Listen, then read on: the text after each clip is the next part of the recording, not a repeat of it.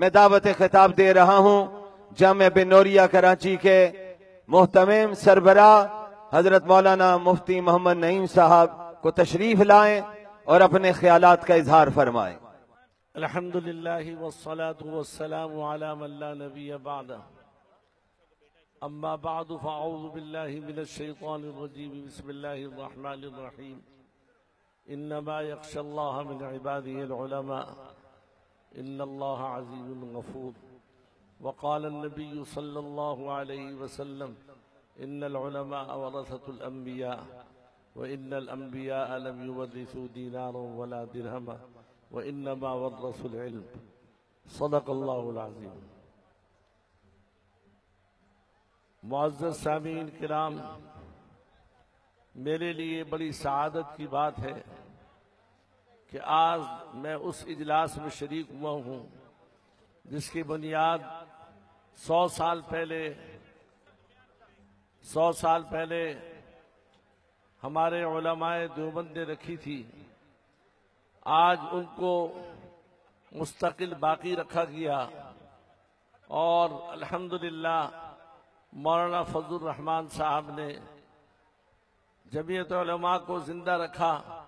اور آج اس مجمع کو دیکھ کر میں یہ کہنے پر مجبور ہوں کہ حضرت مولانا فضل الرحمان صاحب اور مفتی محمود رحمۃ اللہ علیہ اور ہمارے اکابرین کی کاوشوں اور کوششوں کا نتیجہ ہے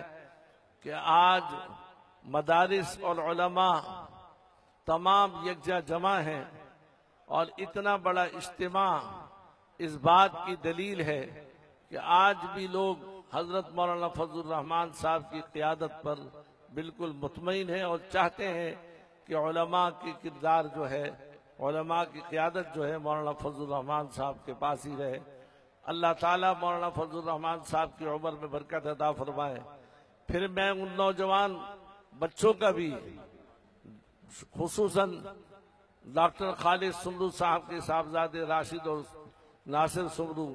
رات دن انتھک محنت میں لگے ہوئے ہیں، اور ان نوجوانوں نے اپنے والد کی شہادت کے خون کو ضائع نہیں ہونے دیا، بلکہ سندھ کے اندر جس طریقے سے اور پورے ملک کے اندر یہ محنت کر رہے ہیں، اللہ تعالیٰ ان کی کاوشوں کو قبول فرمائے، اور خصوصاً وہ علماء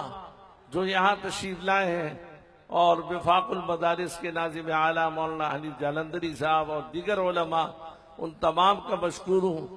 اگر میں نہ آتا تو شاید مجھے ساری زندگی یہ افسوس رہتا، آ کر الحمدللہ یہ خوشی ہوئی کہ حضرت مولانا فضل الرحمان صاحب نے علماء دیوبند اور جمعیت علماء ہند کو بلا کر ایک بالکل اس بات کو تازہ کر دیا کہ علماء دیوبند اور مدارس انشاءاللہ رہیں گے، چاہے باطل جتنی بھی قوتیں استعمال کر لے، وہ ہمارے علماء کو ختم نہیں کر سکتا۔ وآخر دعوانا الحمدللہ۔